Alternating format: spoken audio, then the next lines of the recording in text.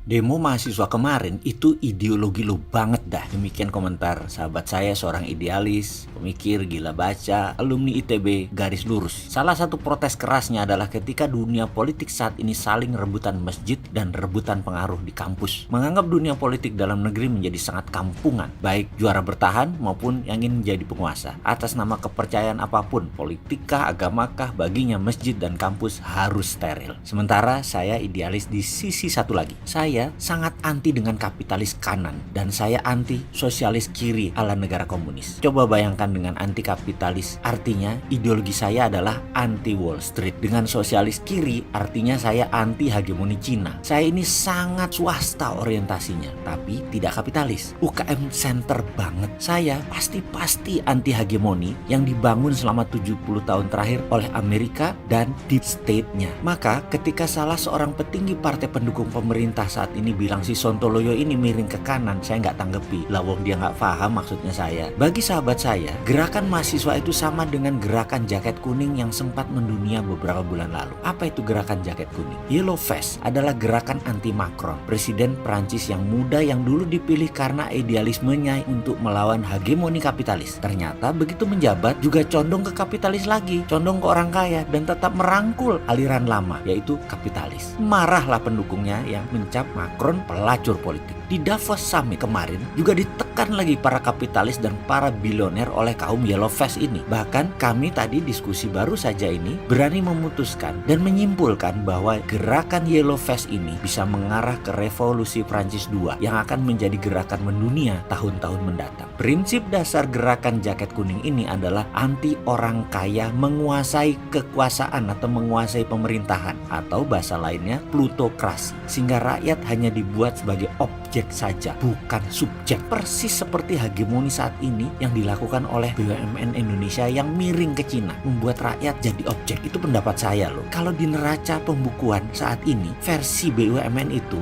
rakyat jadi market, rakyat jadi pasar. Masa rakyatnya sendiri yang jadi market? BUMN itu harusnya penghasil devisa, harusnya pasarnya luar negeri. Padahal kalau NKRI beneran, rakyat itu subjek dan rakyat itu bukan market tetapi aset. BUMN sekarang ini raja impor, penyebab neraca perdagangan terjelek sepanjang masa ya BUMN. Sementara penghasilan BUMN untuk setoran ke kas negara hanya 5%. Dari pajak yang 90% itu adalah swasta, rakyat yang bayar pajak. Sementara dari sisi lain, bagaimana bisa dagang swastanya, pasarnya diambil BUMN? Sudah itu keuntungannya disikat lagi sama pajak. Kembali ke arah Yellow Vest yang dikatakan teman saya mirip pemikiran saya yang anti plutokrasi dan anti oligarki. Oligarki adalah sekelompok orang pengatur pemerintahan. Padahal satu lagi, oligarki itu bukan pejabat lagi. Saya sangat mengusulkan ekonomi gaya baru. Tidak ikuti lagi aturan main yang memberi keuntungan asing, memberi keuntungan IMF, World Bank, para kaum kapitalis, kapitalis lokal ataupun kapitalis dunia.